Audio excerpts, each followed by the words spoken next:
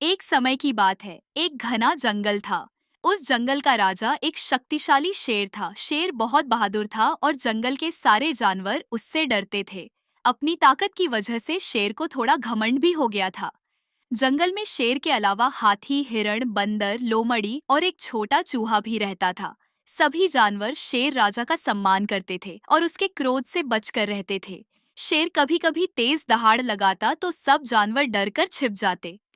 एक दोपहर शेर भोजन करने के बाद एक बड़े पेड़ की छाया में गहरी नींद सो रहा था।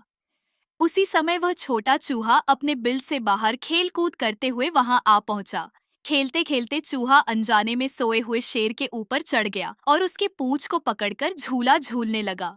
शेर की नींद अचानक खुल गई। उसने गुस्से में जोर की दहाड़ लगाई और अपने भारी पंजे से चूहे को पकड़ लिया। चूहे की जान आफत में पड़ गई। वह डर के मारे कांपने लगा और विनम्र स्वर में बोला, महाराज, कृपया मुझे छोड़ दीजिए। मुझसे गलती हो गई, मैं आपको परेशान नहीं करना चाहता था।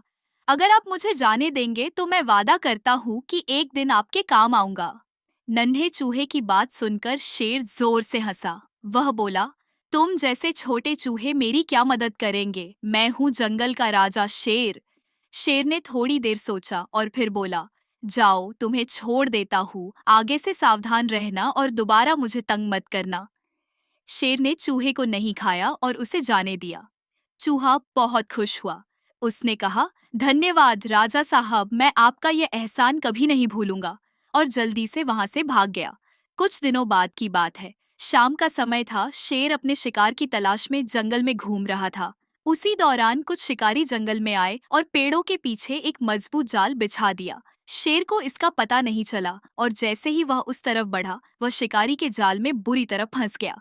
शेर ने निकलने की बहुत कोशिश की, पर जाल की रस्सियां मोटी और मजबूत थीं। जितना वह छुड़ाने की कोशिश करता, उतना ही जाल कसता गया। आखिरकार थक कर शेर जोर जोर से दहाड़कर मदद के लिए पुकारने लगा।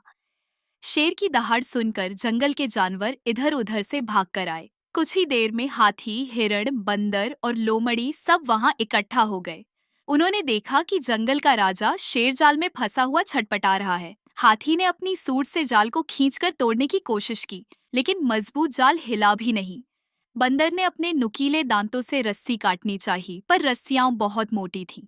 लोमड़ी और हिरण भी चिंतित होकर इधर उधर ताक रहे थे, पर कोई तरीका समझ नहीं आ रहा था। सभी जानवर परेशान थे कि शेर राजा को इस जाल से कैसे निकाला जाए। उसी समय छोटा चूहा भी वहां आ पहुंचा। उसने शेर की दहाड़ सुनी तो तुरंत पहचान लिया कि यह तो उसी शेर राजा की आवाज है जिसने कुछ दिन पहले उसकी जान बख्शी थी। चूहा तेजी से दौड़ता हुआ आया और बोला, महाराज, धैर्य रखे, मैं मदद कर सकता हूँ। सारे जानवर हैरान थे कि एक छोटा सा चूहा भला कैसे शेर को बचा पाएगा, लेकिन शेर ने भी अब उम्मीद भरी नजर से उस चूहे की ओर देखा। चूहे ने तुरंत अपने तेज दांतों से जाल की मोटी रस्सियों को कुतरना शुरू किया। वह धीरे धीरे रस्सी काटता गया। कुछ ही मिनटों में चूहे ने मेहनत करके जाल में एक बड़ा छेद बना दिया। अब शेर ने जोर लगाकर अपने शरीर को उस छेद में से बाहर निकाल लिया। शेर आजाद हो गया था।